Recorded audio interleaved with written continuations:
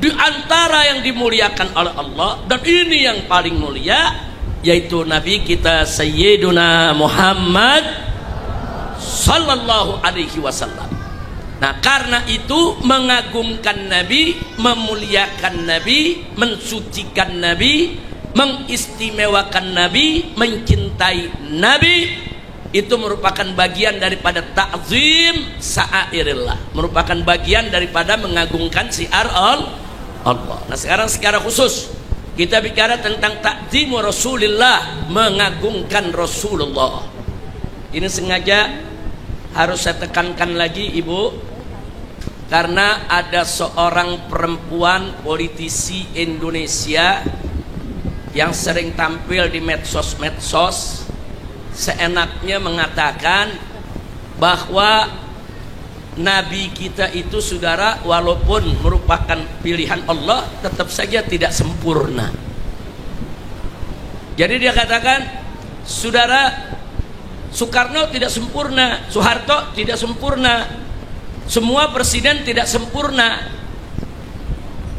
Muhammad juga tidak sempurna, walaupun itu pilihan Allah. Nah, saya nggak bicara soal Soeharto tidak sempurna, Soekarno tidak sempurna, saudara, ya memang tidak sempurna.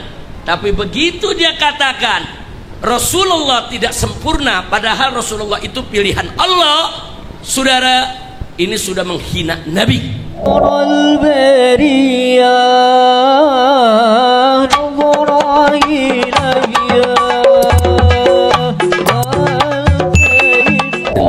Wassalatu wassalamu ala Rasulillah wa ala alihi wa sahbihi wa mawalah. Allahumma anfa'na bima 'allamtana wa 'allimna ma yanfa'una. Allahumma zidna ilma warzuqna fahma wa atina hikmah. Allahumma barik lana fi majlisina hadha bi rahmatika ya arhamar rahimin.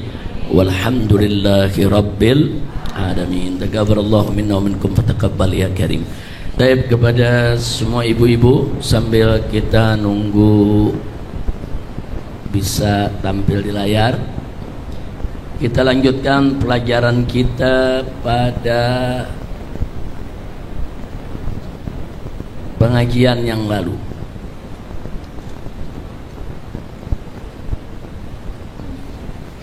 Pada pengajian yang lalu kita sudah membahas soal sya'airallah, yaitu tentang syiar-syiar Allah subhanahu wa ta'ala.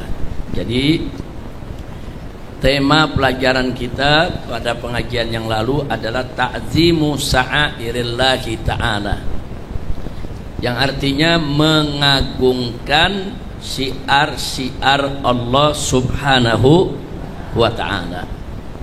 Nah, makna sya'air Allah, saya ulangi maknanya, lugatan, secara bahasa, secara etimologi, sya'air itu bentuk jamak dari syairah, bukan syiar, bukan. Dalam bahasa Arab ada syairah, ada syiar. Nah, syairah jamaknya sya'air. Kalau syiar jamaknya syiarat. Nah, kita mulai dari sya'air. Sya'air itu jamak syairah, wa hiya madzakhirul ibadah wa mumarasatuha. Jadi yang dimaksud syair itu secara bahasa adalah madzakhirul ibadah. Naam. Wa mumarasatuha. Jadi secara bahasa syair itu syairah itu adalah lambang-lambang ibadah dan pelaksanaannya. Apa saja yang berkenaan dengan ibadah disebut syairah atau syair, itu secara bahasa. Adapun secara terminologi, secara istilah, bisa lihat sudah tampil. Asy-syair adalah al-ma'alimul lati nadaballahu ilaiha wa amara bil qiyami 'alaiha.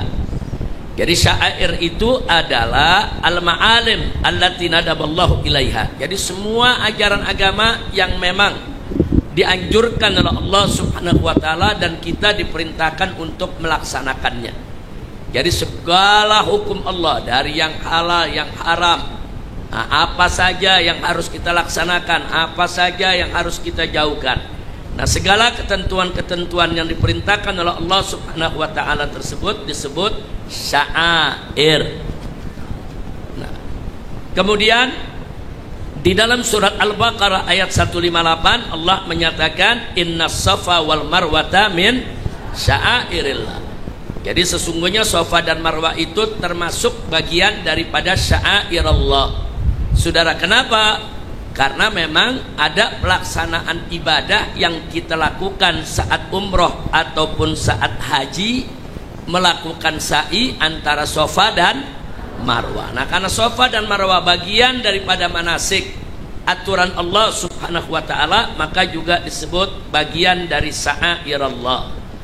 Kemudian surat Al-Hajj ayat 36 Allah menyatakan wal budna ja'alnaha lakum min sya'airillah, dan unta yang dikorbankan.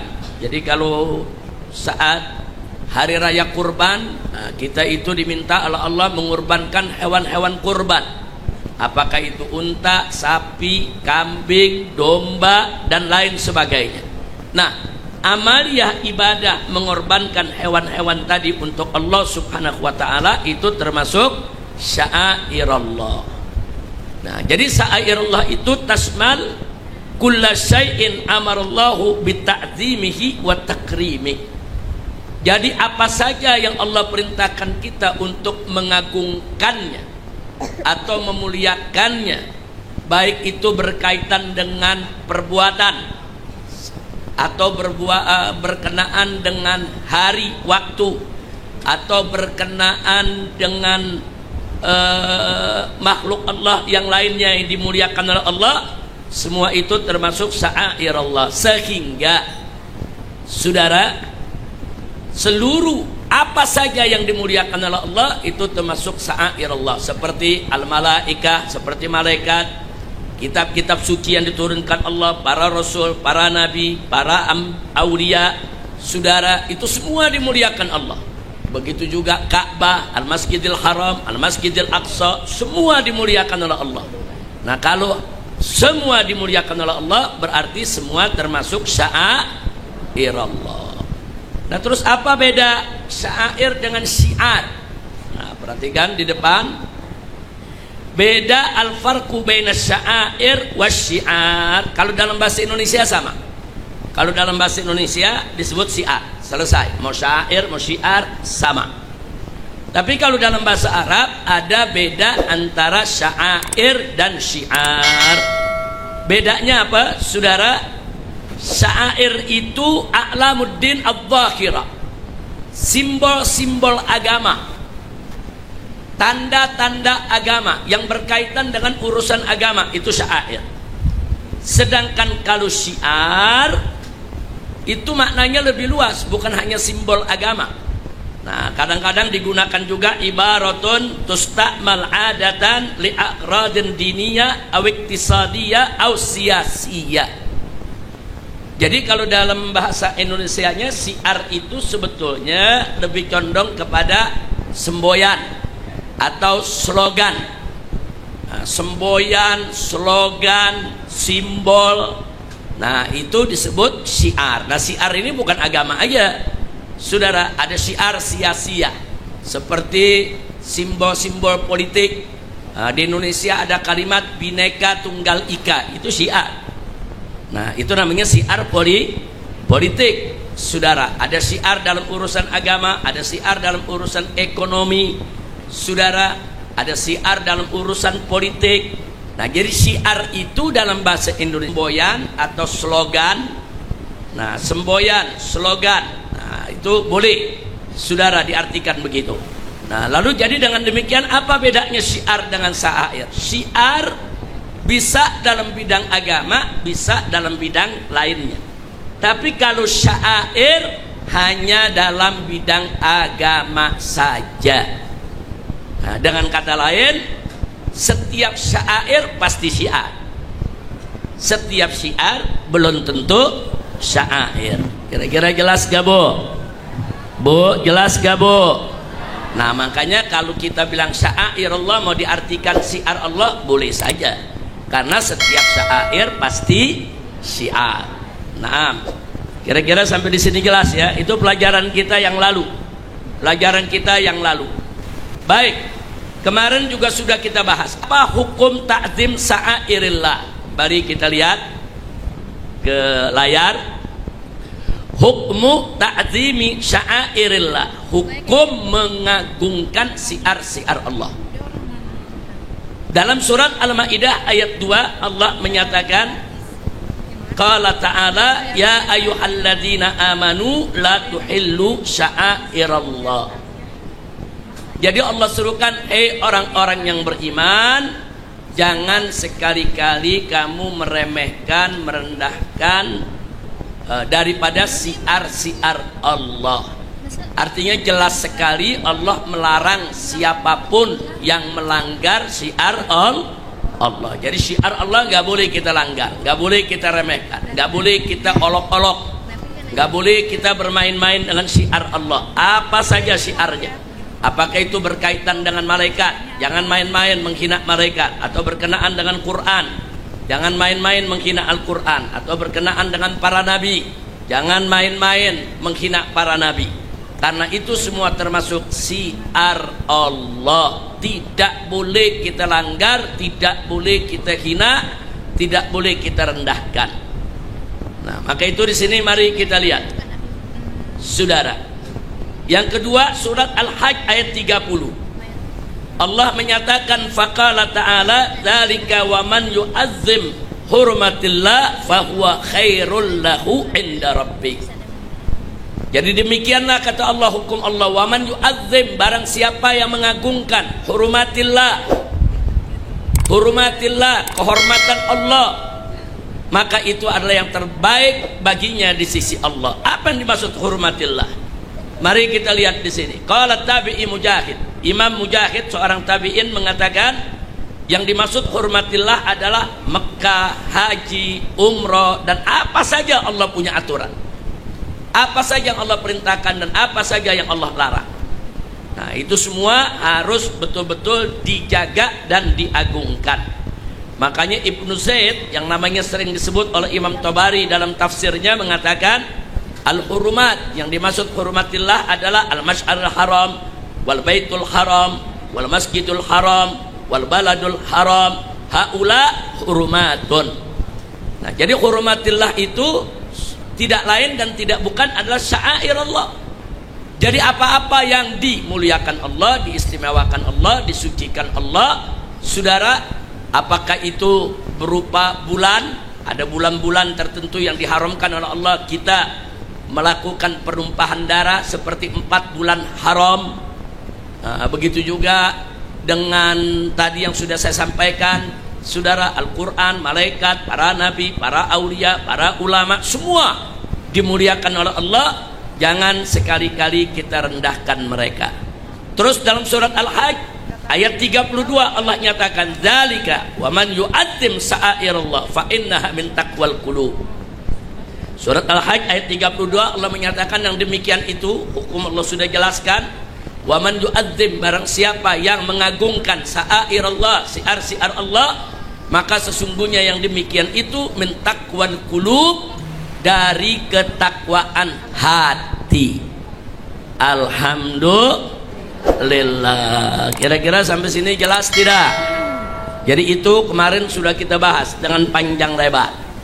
Nah, sekarang kita masuk ke bagian ta'zimu Rasulillah. Tadi kita katakan kalau bicara syiar Allah berarti apa saja yang dimuliakan Allah harus kita agungkan, kita muliakan. Nah, di antara yang dimuliakan oleh Allah, dan ini yang paling mulia, yaitu Nabi kita Sayyiduna Muhammad Sallallahu Alaihi Wasallam. Nah, karena itu mengagungkan Nabi, memuliakan Nabi, mensucikan Nabi, mengistimewakan Nabi, mencintai Nabi, itu merupakan bagian daripada ta'zim sya'airillah, merupakan bagian daripada mengagungkan syiar Allah. Nah, sekarang secara khusus kita bicara tentang ta'zimu Rasulillah, mengagungkan Rasulullah. Ini sengaja harus saya tekankan lagi Ibu, karena ada seorang perempuan politisi Indonesia yang sering tampil di medsos seenaknya mengatakan bahwa Nabi kita itu saudara walaupun merupakan pilihan Allah tetap saja tidak sempurna. Jadi dia katakan, saudara, Soekarno tidak sempurna, Soeharto tidak sempurna, semua presiden tidak sempurna, Muhammad juga tidak sempurna walaupun itu pilihan Allah. Nah, saya nggak bicara soal Soeharto tidak sempurna, Soekarno tidak sempurna, saudara, ya memang tidak sempurna.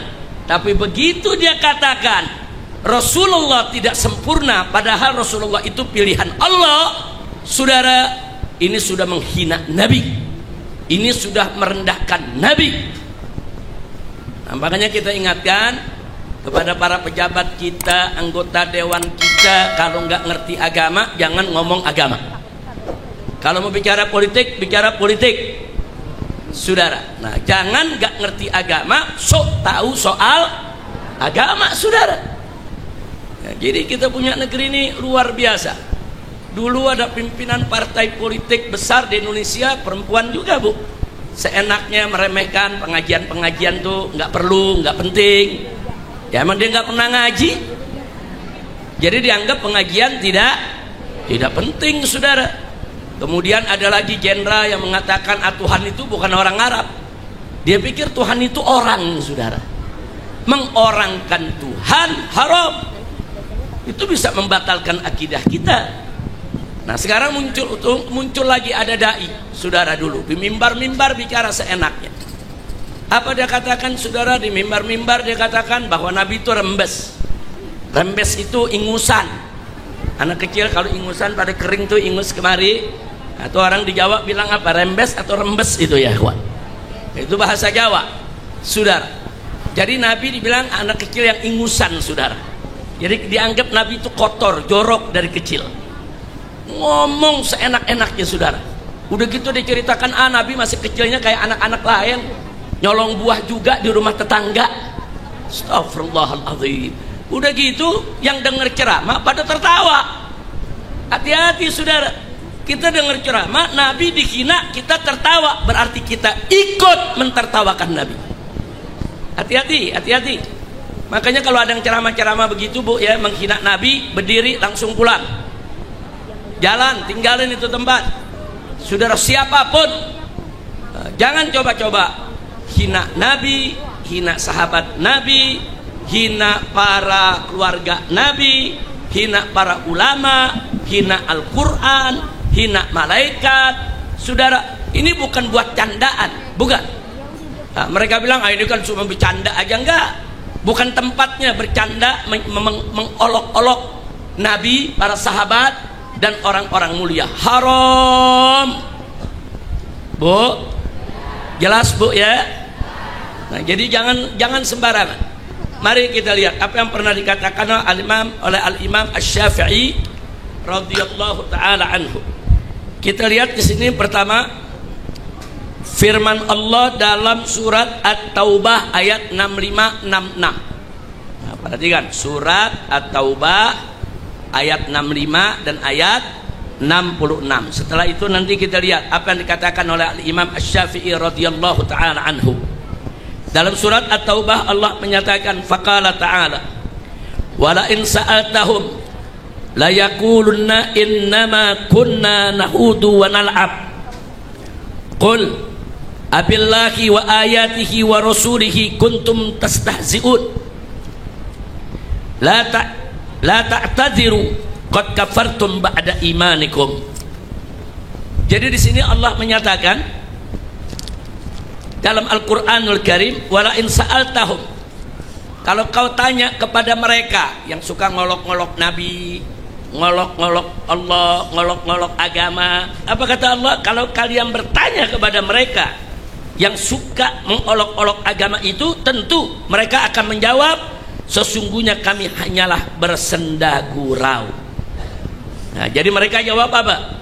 Allah nyatakan mereka akan menjawab Innama kunna nakhudu wa nal'ab, kami cuma bercanda aja, kami cuma main-main aja. Ini kejadian di zaman Nabi. Jadi kalau mereka memperolok-olok Allah dan memperolok-olok Nabi, ditanya kenapa kalian memperolok-olok, niscaya mereka akan menjawab, kami cuma bergurau saja, kami cuma main-main saja. Sama seperti zaman sekarang, saudara. Kalau ada orang yang menghina Allah, menghina Nabi, begitu kita tegur, apa dia bilang? Enggak, kami cuma bercanda, kami cuma main-main. Perkis, saudara. Terus apa kata Allah Subhanahu wa ta'ala? Qul, katakan, hai Muhammad, katakan wahai Nabi, wahai Rasul, kepada mereka, orang-orang yang suka memperolok-olok agama, memperolok-olok Allah dan Nabinya. Qul, katakan kepada mereka, abillahi wa ayatihi wa rasulihi kuntum tastahzi'un? Apakah dengan terhadap Allah dan ayat-ayat Allah dan utusan Allah kuntum tastahzi'un, kalian berolok-olok? Ditegur oleh Allah, saudara. Ditegur, Allah bilang, apa seenaknya kalian memperolok-olok Allah dan ayat-ayat Qur'annya serta Nabi utusannya. La ta'tadiru, kata Allah, la ta'tadiru, maka kalian tidak usah beralasan.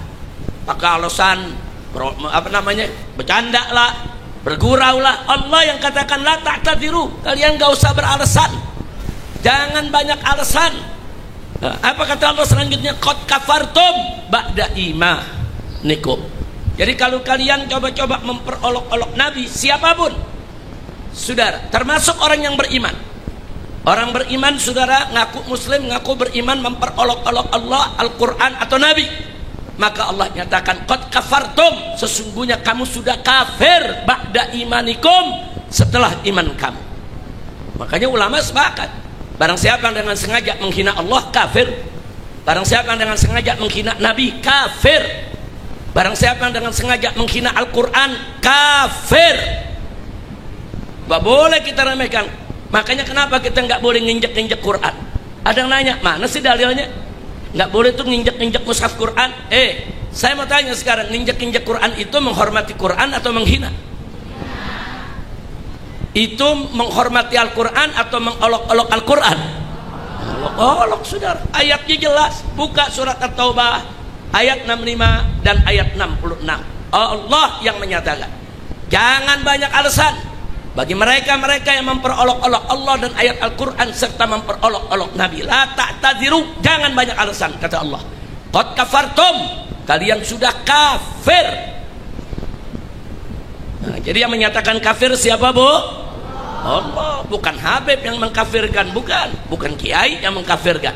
Ini kadang-kadang orang liberal kalau ngomong, itu kan Habib kiai nggak punya otoritas untuk mengkafirkan orang. Ya, yang mengkafirkan bukan Habib, bukan kiai, tapi yang mengkafirkan adalah Allah. Allah yang nyatakan kafir bagi mereka yang memperolok-olok Allah dan Rasulnya. Maka itu mari kita lihat Al-Imam Asy-Syafi'i radhiyallahu ta'ala anhu, sebagaimana dinukilkan oleh Al-Jassas dalam kitab Mukhtasar Ikhtilaful Ulama juz 3 halaman 505. Di sana Imam Syafi'i mengatakan, man dzakara kitaballahi, barang siapa yang menyebut kitab Allah, menyebut Al-Quran, au Muhammadan Rasulullah, atau menyebut Nabi Muhammad sebagai utusan Allah, au dinallah, atau menyebut tentang agama Allah, bima la yambaghi,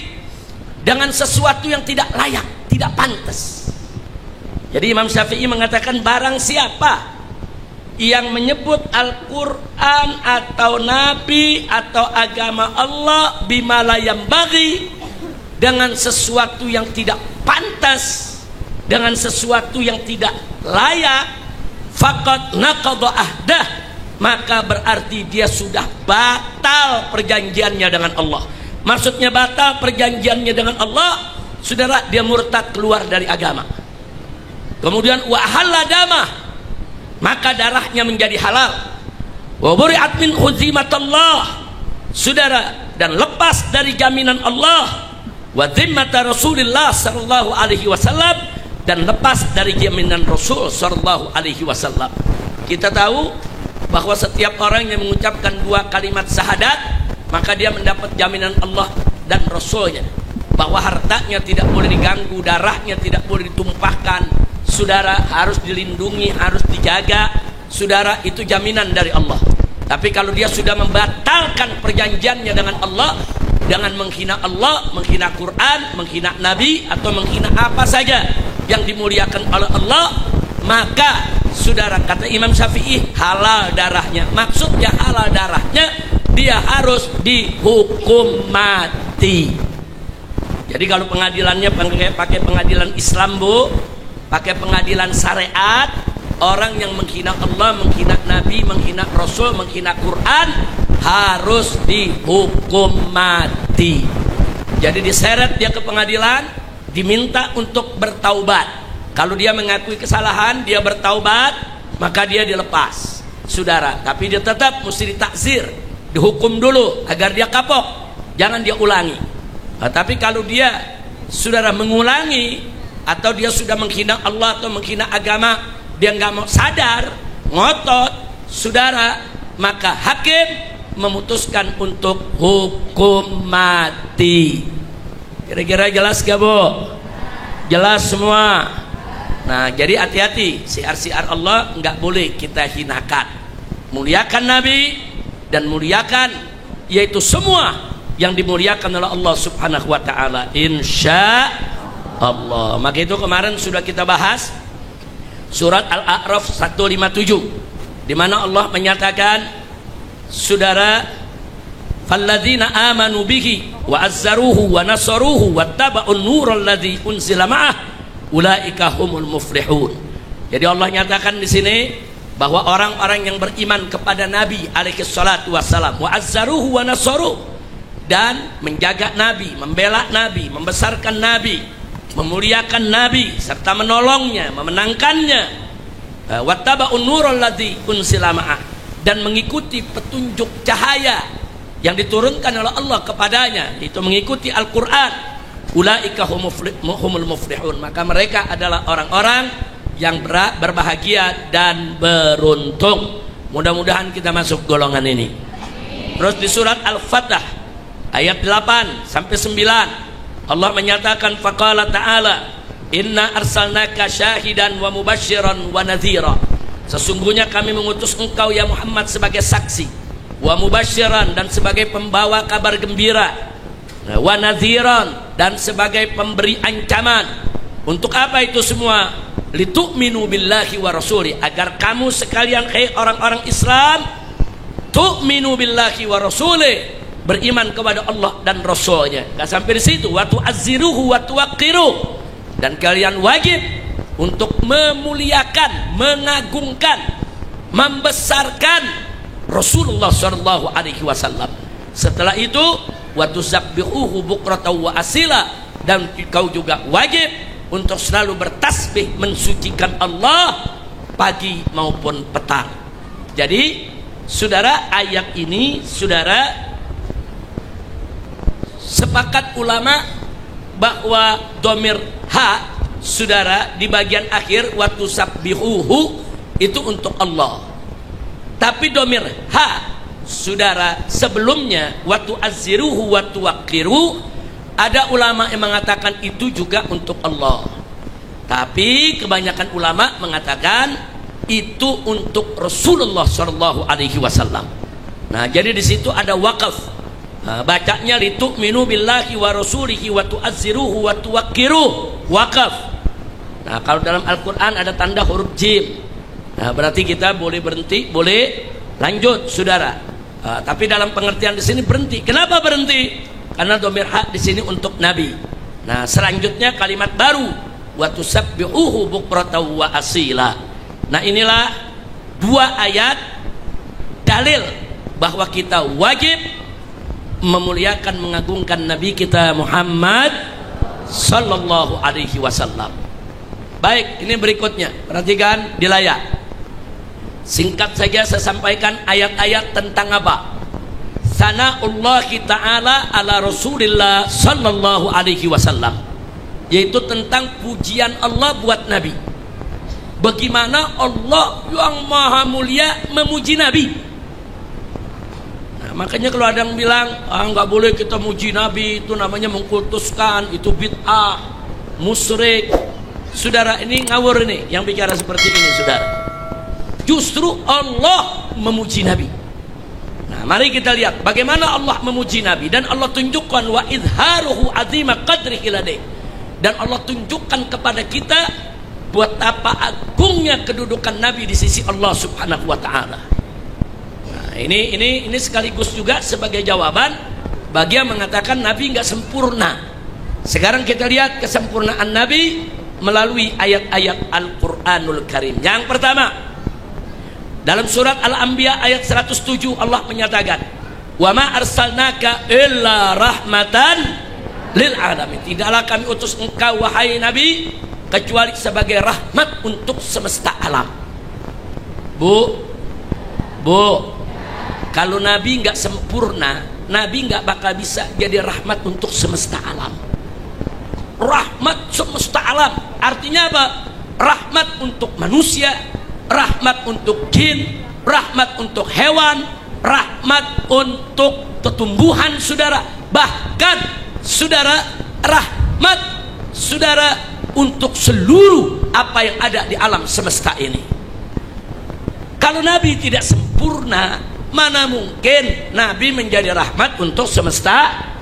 Justru Nabi menjadi rahmat semesta alam, menunjukkan bahwa beliau adalah al-insanul kamil, manusia sempurna. Alhamdulillah. Surat Al-Maidah ayat 15 Allah menyatakan, faqala ta'ala qad ja'akum minallahi nurun wa kitabun mubin. Telah datang kepada kamu dari Allah Subhanahu wa ta'ala nur, sebuah cahaya, nur. Sepakat ahli tafsir, nur yang dimaksud di sini adalah Sayyiduna Muhammad sallallahu alaihi wasallam. Wa kitabun mubin, telah datang kepadamu sang cahaya dan kitab yang jelas, kitab suci Al-Qur'anul Karim. Nah, di sini menarik, Allah menyebut Nabi dengan istilah nur, cahaya. Jadi kalau kita mengatakan bahwa Nabi itu nur, bukan kita yang kasih nama Nabi nur, Allah yang menamakan Nabi nur. Kalau Nabi bukan manusia sempurna, enggak nantinya Allah berikan julukan nur. Kira-kira jelas gak, Bu? Kalau sudah diberikan, Allah yang memberikan, bukan manusia. Kalau manusia yang kasih gelar, saudara, belum tentu sempurna, banyak kekurangan. Tapi kalau udah Allah yang memberikan gelar kepada hambanya, pasti gelar itu gelar yang sangat dahsyat, luar biasa, dan itu menunjukkan menjadi dalil kesempurnaan Nabi kita Muhammad sallallahu alaihi wasallam. Kemudian surat Al-Ahzab ayat 45 dan 46 Allah menyatakan, inna arsalnaka syahidan wa mubasyiran wa nadhira wa da'iyan ilallahi biiznih wa sirajan munira. Luar biasa. Dalam ayat ini Allah Subhanahu wa ta'ala menyatakan bahwa kami telah utus engkau wahai Nabi syahidan sebagai saksi, mubasyiran sebagai pembawa berita gembira, wa nadhiran dan sebagai pemberi ancaman, wa da'iyan ilallah dan sebagai dai yang mengajak umat manusia ke jalan Allah, umat manusia untuk menyembah Allah. Bagian akhir ayat, wasirajam munira, dan engkau diutus oleh Allah sebagai pelita yang menerangi. Siraj itu pelita, Bu. Muniran yang bercahaya, yang menerangi. Jadi kalau Allah mengatakan Nabi sebagai sirajam munira, ini juga dalil akan keagungan Nabi, kemuliaan Nabi, keistimewaan Nabi, kesucian Nabi, sekaligus kesempurnaan Nabi kita Muhammad sallallahu alaihi wasallam. Nah, kemudian berikutnya dalam surat At-Taubah ayat 127 Allah menyatakan, faqala ta'ala laqad ja'akum rasulun min anfusikum azizun alaihi ma anittum harisun alaikum bil mu'minina raufur rahim. Dalam ayat ini Allah mengatakan laqad ja'akum, telah datang kepadamu rasulun, seorang rasul Jadi Nabi enggak mengatakan laqad ja'akum Muhammadun, enggak. Allah mengatakan laqad ja'akum rasulun, seorang rasul. Jadi memang Nabi kita itu adalah rasul, utusan Allah, bukan manusia biasa. Bahkan Allah menyatakan min anfusikum, dari jenis kamu sendiri. Tapi ada qiraah lain Bu yang membacanya min anfasikum. Apa beda anfusikum dengan anfasikum? Kalau dikatakan min anfusikum, dari diri kamu sekalian, di antara kamu. Tapi kalau disebut anfasikum, dari jenis yang paling bagus, yang paling mulia, yang paling baik di antara kamu, itu namanya anfasikum. Nah, jadi ada qiraat lain menyebutkan bahwa dalam ayat ini Allah menyebutkan bahwa Rasul itu dari makhluk yang terbaik. Allah puji. Bahkan di akhir ayat Allah nyatakan bil mu'minina raufur rahim. Bu, ini Allah yang menyatakan bahwa Nabi terhadap orang yang beriman rauf dan rahim. Rauf itu nama Allah, rahim itu juga nama Allah. Dua nama Allah ini Allah sematkan buat Nabi. Raufur Rahim, Nabi itu Rauf, Rahim, Rauf artinya memiliki welas asih. Rahim artinya memiliki cinta dan kasih sayang. Rauf, Rahim. Jadi kalau Allah sudah memberikan dua namanya yang mulia untuk seorang hambanya, dan itu disebutkan dalam Al-Quran, itu menunjukkan keagungan, ketinggian, kedudukan Nabi, sekaligus menunjukkan kesucian dan kesempurnaan Nabi kita Muhammad sallallahu alaihi wasallam. Mana ada kalau hamba yang tidak sempurna disebut rahmat, disebut nur, disebut sirajam munira, dikasih nama Rauf dan Rahim, saudara? Nggak ada. Ini yang memberi nama siapa? Allah. Allah tidak akan berikan nama-nama yang begitu mulia, begitu hebat tadi kepada hambanya kalau kedudukannya rendah, kalau dia tidak sempurna, saudara. Justru Allah berikan menunjukkan kalau kedudukan Nabi begitu tinggi, begitu mulia, begitu agung, begitu sempurna. Ayat surat Al-Ahzab ayat 21. Allah menyatakan faqala ta'ala laqad kana lakum fi rasulillahi uswatun hasanah.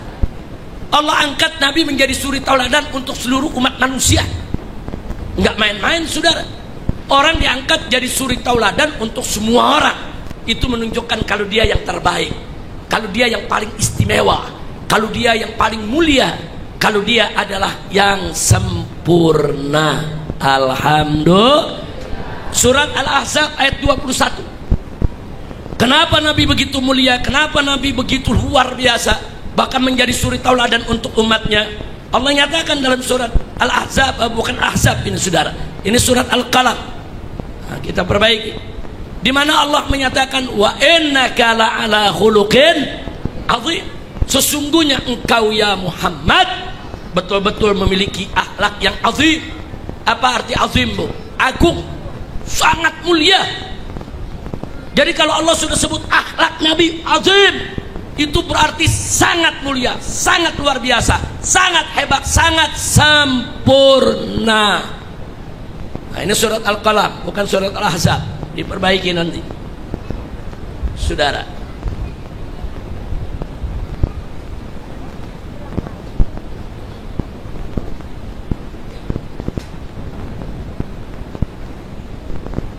Baik, sekarang kita lanjutkan.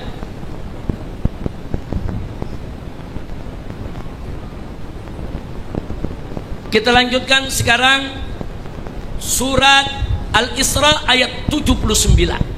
Al-Isra ayat 79. Apa Allah nyatakan kepada Nabi? Asa an yab'atsaka rabbuka maqaman mahmuda.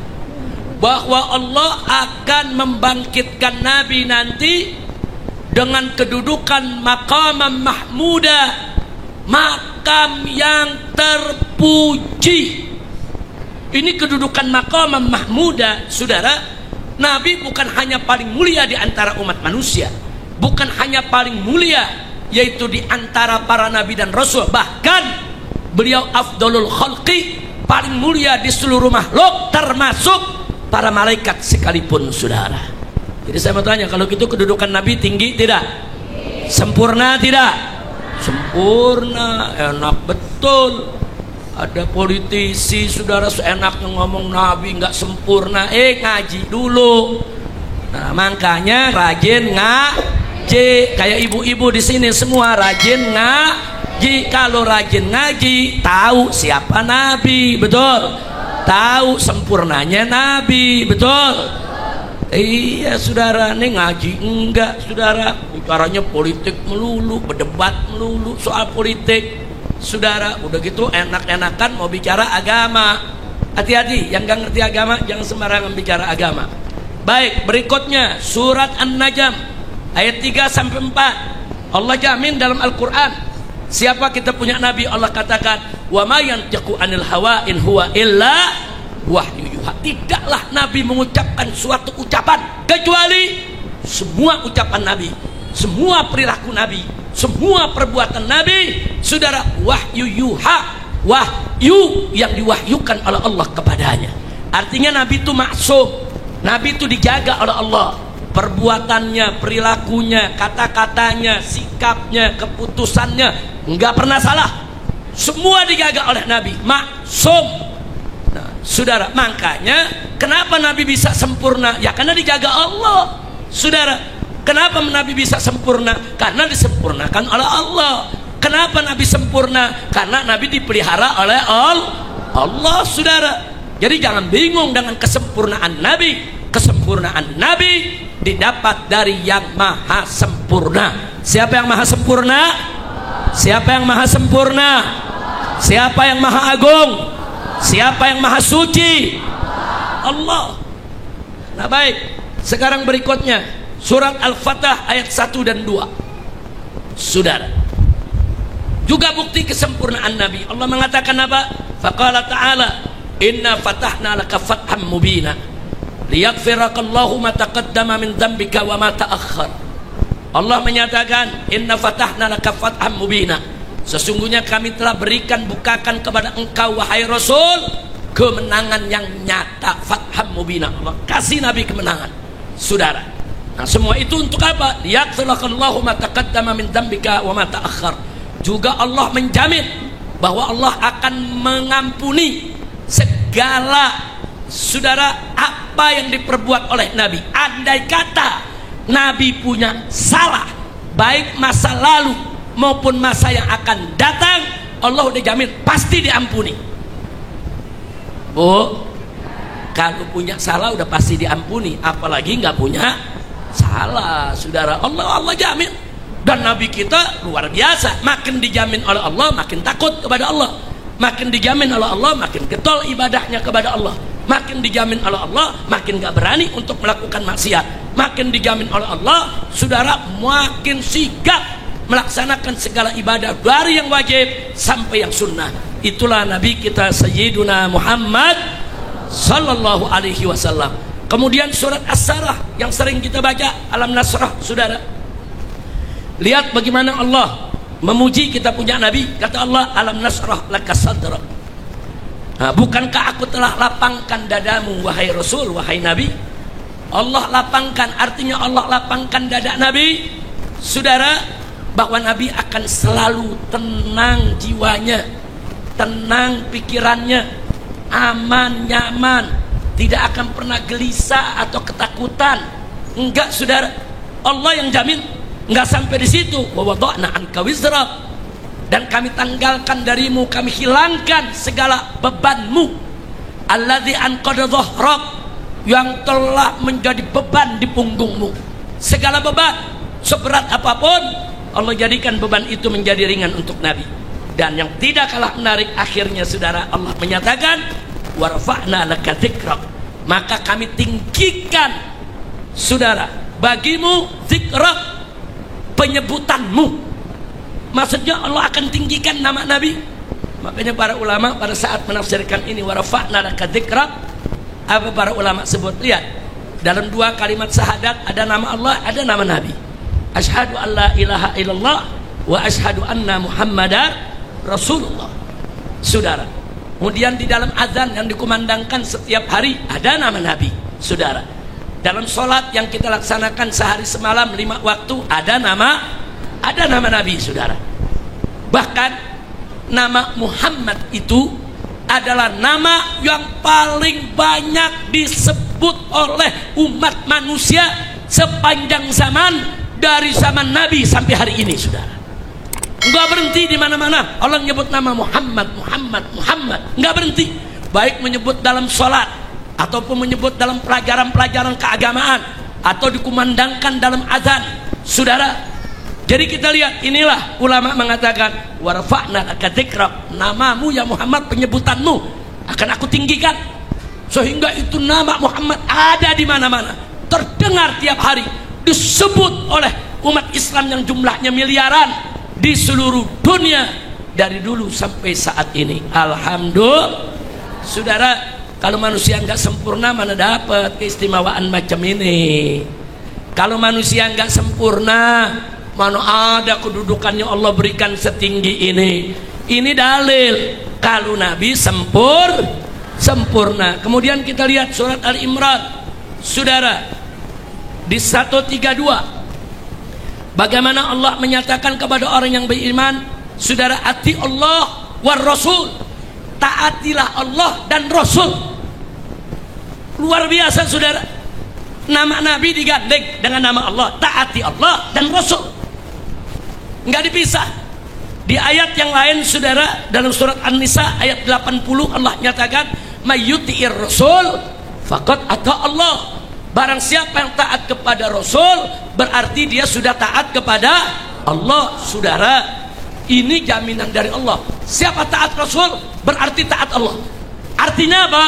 Ini jaminan kalau Nabi nggak pernah salah dan Nabi nggak bakal salah. Makanya taat kepada Nabi berarti taat kepada Allah. Kalau Nabi sering salah, kalau Nabi sering lupa, kalau Nabi nggak sempurna, mustahil taat kepada Nabi menjadi taat kepada Allah, saudara. Justru taat kepada Nabi menjadi taat kepada Allah karena Nabi kita sempurna. Apa-apa yang disampaikan Nabi pasti benar, sehingga kita wajib secara total mutlak untuk taat kepada Nabi kita Muhammad sallallahu alaihi wasallam. Makanya di ayat lain surat Al-Hadid ayat 7 Allah nyatakan aminu billahi wa rasulih, berimanlah kalian semua kepada Allah dan Rasulnya. Saudara, Allah suruh kita beriman kepada Nabi. Bagaimana kalau Nabi nggak sempurna? Kok beriman kepada manusia nggak sempurna? Ngawur yang bilang Nabi nggak sempurna, saudara. Nah, jadi saya minta mereka yang mengatakan Nabi tidak sempurna, tobatlah kepada Allah, istighfar, syahadat lagi, hati-hati, bisa membatalkan iman, bisa menyebabkan murtad, keluar dari agama Islam. Nah, maka itu di sini saya ingin ajak semua, jangan sekali-kali kita merendahkan Allah dan Nabi-Nya. Alhamdulillah. Kira-kira sampai di sini jelas tidak? Paham semua? Baik, sedikit tambahan sebelum kita akhiri, saudara. Bahkan dalam Al-Quran Allah bersumpah dengan kehidupan Nabi, yaitu dalam surat Al-Hijr ayat 72. Allah menyatakan la amruka innahum lafi sakratihim ya'mahun. Allah nyatakan, ya Muhammad, demi kehidupanmu, demi umurmu, demi keberadaanmu, sesungguhnya mereka terombang-ambing dalam kemabukan. Maksudnya orang-orang kafir, saudara. Mereka terombang-ambing dalam kemabukan mereka, saudara. Tapi yang menarik, Allah bersumpah dengan umurnya Nabi, saudara. Allah nyatakan la amruk. Amruk di situ dari kata umruk, saudara. La amruk, dengan umurmu ya Muhammad, aku bersumpah, kata Allah. Masya Allah, kalau Allah sudah bersumpah dengan nama Nabi, itu cukup menunjukkan keagungan kebesaran Nabi kita di sisi Allah Subhanahu wa ta'ala. Enggak sampai di situ. Yang berikutnya, salatullahi ta'ala ad-daimah ala Rasulillah. Allah selalu melimpahkan salawat buat Nabi kita Muhammad sallallahu alaihi wasallam. Allah yang nyatakan dalam surat, saudara, dalam Al-Quran, apa Allah nyatakan? Innallaha wa malaikatahu yusalluna ala nabi. Yusallun itu fi'il mudhari, enggak dikatakan di situ shalla atau sallu, enggak, dikatakan yusallun. Fi'il mudhari itu, saudara, untuk filhal, untuk saat ini, wal mustakbal, dan untuk seterusnya. Artinya sesungguhnya Allah dan para malaikat yusallun, selalu bersolawat, selalu. Itu kalau dikatakan selalu nggak putus, Bu, nggak putus. Ala Nabi, kepada Nabi. Nah, setelah Allah ceritakan bahwa Allah berselawat kepada Nabi, malaikat berselawat kepada Nabi, baru Allah serukan, ya ayyuhalladzina amanu, hai orang-orang beriman, sallu alaihi wasallimu taslima, berselawatlah kamu dan berikan salam sebaik-baiknya salam kepada Nabi Muhammad sallallahu alaihi wasallam. Ini menarik ini, Bu. Waktu Allah perintahkan kita sholat, Allah nggak mengatakan Allah sholat terus sholatlah kamu. Pada saat Allah perintahkan kita puasa, Allah nggak mengatakan Allah puasa terus kita disuruh puasa. Pada saat Allah perintahkan kita zakat, Allah nggak mengatakan Allah bayar zakat terus kita disuruh bayar zakat. Enggak, saudara. Jadi sholat, puasa, zakat, Allah perintahkan kita melakukannya. Tapi khusus sholawat, khusus sholawat, Allah nyatakan aku berselawat kepada Nabi, kalian sholawatlah. Masya Allah. Jadi ini sholawat itu kedudukannya luar biasa. Allah ceritakan dulu kalau dirinya, zatnya berselawat buat Nabi, melimpahkan sholawat, melimpahkan rahmat, selalu, senantiasa, tidak putus. Allah kasih kabar kita. Habis itu baru Allah suruh kita berselawat buat Nabi kita Muhammad sallallahu alaihi wasallam. Maka itu saya mau tanya, manusia semacam ini sempurna tidak? Sempurna tidak? Agung tidak? Mulia tidak? Sallu ala Nabi. Enggak sampai di situ. Di surat An-Nur ayat 63, saudara, Allah larang para sahabat Nabi buat manggil Nabi bil isim wal kunyah. Sebelum ayat ini turun, sahabat kalau manggil Nabi ya Muhammad, ada yang panggil ya Abul Qasim, saudara. Tapi begitu ayat ini turun, sahabat nggak berani lagi manggil Nabi dengan nama. Ada apa dengan ayat ini? Allah berfirman, faqala ta'ala, la taj'alu du'a ar-rasuli bainakum ka du'ai ba'dikum ba'dha. Jangan sekali-kali kamu jadikan panggilan Rasul di antara kamu seperti panggilan sesama kamu. Kalau sesama kamu manggil nama, kalau sesama kamu panggil pakai kunyah, saudara. Sesama kamu panggil nama atau pakai kunyah, silakan. Tapi manggil Nabi jangan pakai nama dan jangan pakai kunyah. Tapi panggillah birisalah wan nubuwah.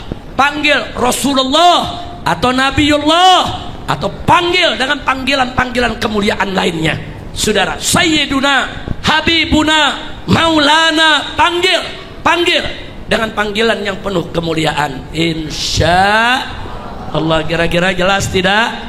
Paham semua? Penutup. Nah, penutup, mari kita buka burdah, saudara. Saya tuliskan di layar isi burdahnya, saudara. Di dalam kitab burdah yang kita selalu baca di majelis ini, setiap pengajian daripada kaum bapaknya, yaitu tiap hari Ahad pertama atau tiap malam Kamis di Masjid Jami Al-Islah. Mari kita lihat di pasal ketiga burdah, ada 10 pasal. Nah, ini di pasal ketiga bait ke-15. Jadi dia kan seperti syair. Syair itu kan ada bait-baitnya, Ibu.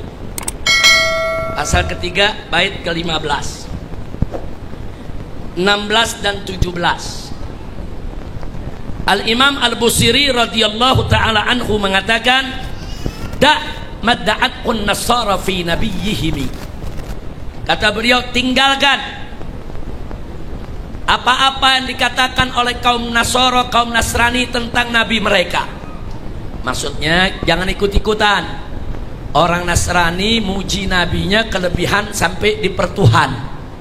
Nah, tinggalin tuh yang begitu, saudara. Nah, terus beliau katakan selanjutnya, wahkum bima syi'ta madhan fihi wahtakimi. Tapi kalau untuk Nabi, maka beliau katakan pujilah sesukamu dari aneka ragam pujian sebagaimana mestinya.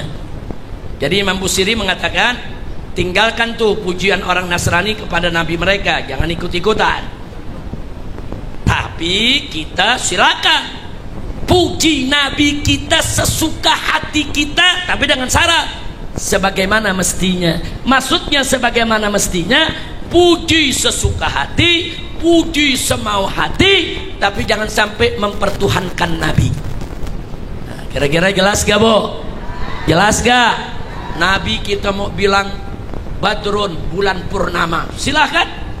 Nabi mau kita sebut Syamsun, matahari yang terang benderang, silahkan. Anta Syamsun, anta, puji nabi sesuka hati, gak apa-apa, puji sesuka nabi, sesuka hati. Kita mau bilang nabi ini cahaya, nurun fauqa nurin, silakan, silakan, puji. Yang penting jangan sampai kelewat batas.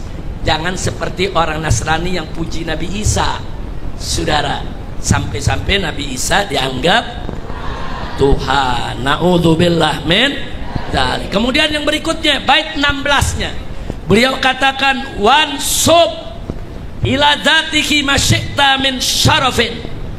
Artinya puji saja Nabi, gambarkan Nabi itu, saudara, dengan segala kemuliaan yang engkau kehendaki. Wansub ila qadrihi masyi'ta min idhami, dan gambarkan juga tentang derajat dan kedudukan Nabi yang begitu agung dengan segala keagungannya yang kau inginkan. Jadi Imam Busiri mengatakan puji aja Nabi sesuka hati, tinggikan Nabi setinggi-tingginya, semulia-mulianya, sesuci-sucinya. Yang penting jangan dipertuhankan. Kira-kira jelas gak? Paham tidak?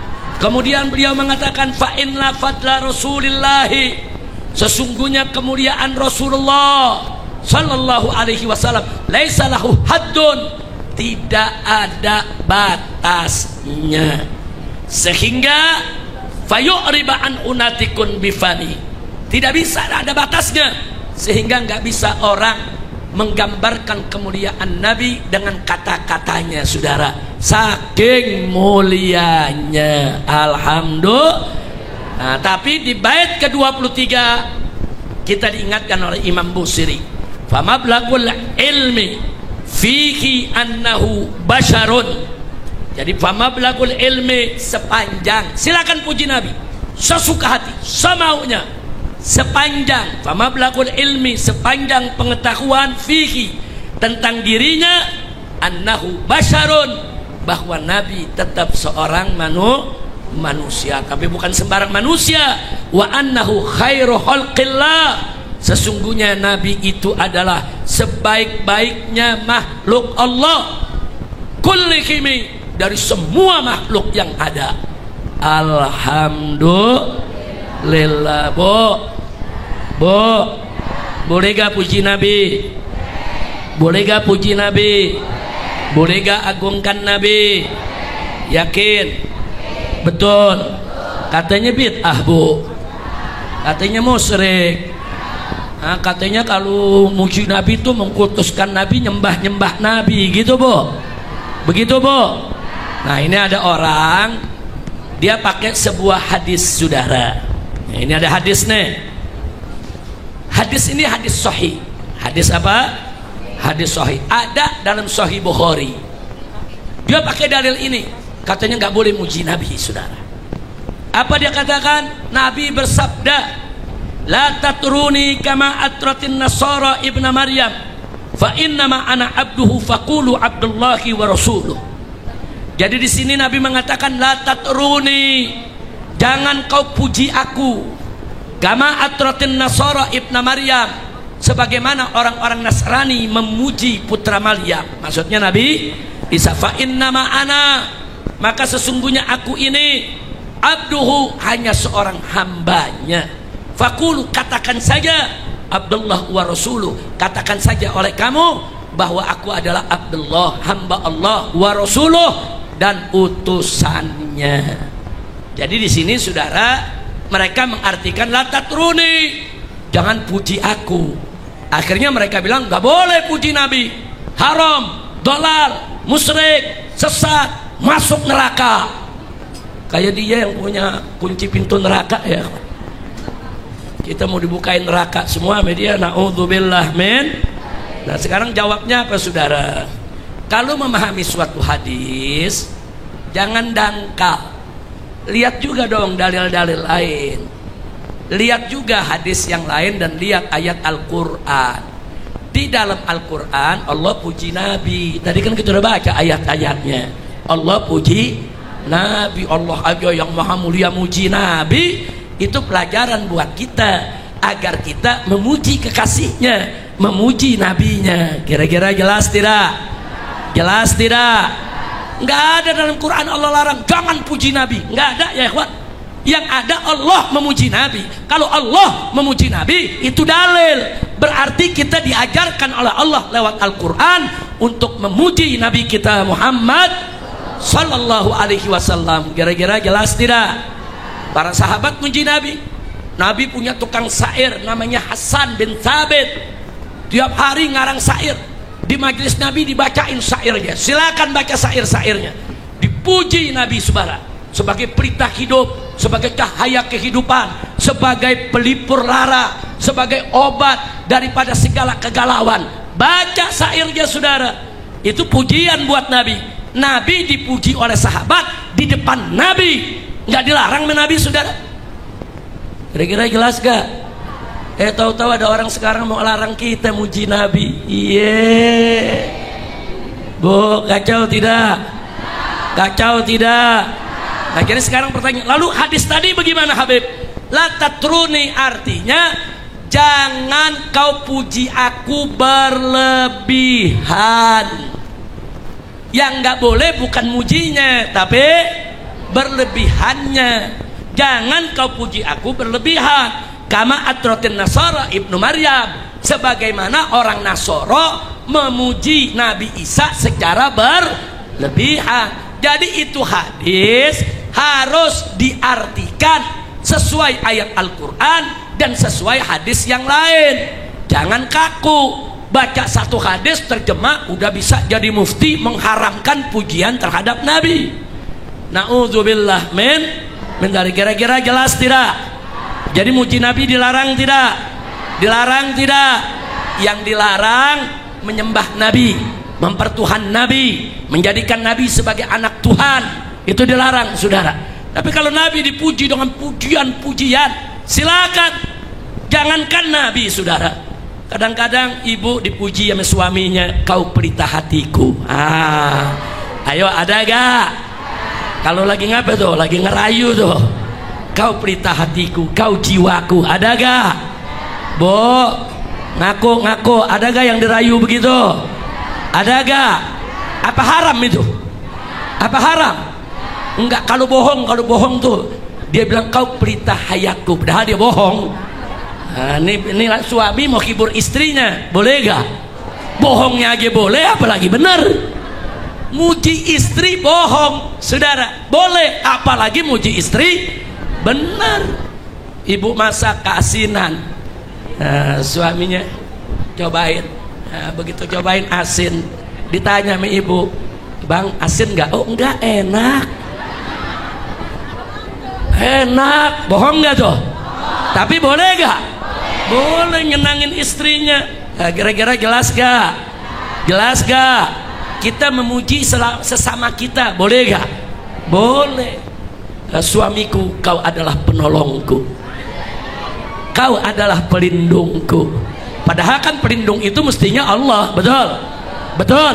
Ya, tapi di sini bukan berarti suami kita dijadikan Tuhan, bukan. Manusia jadi pelindung dengan Allah jadi pelindung tentu berbeda. Perlindungan Allah maha tinggi, betul. Perlindungan manusia sangat terbatas, betul. Tapi boleh gak menggunakan kau pelindungku? Boleh. Bu, antar pulang dari sini begitu bu ya. Suamiku, kau pahlawanku, kau juwita hatiku, kau pelita hidup.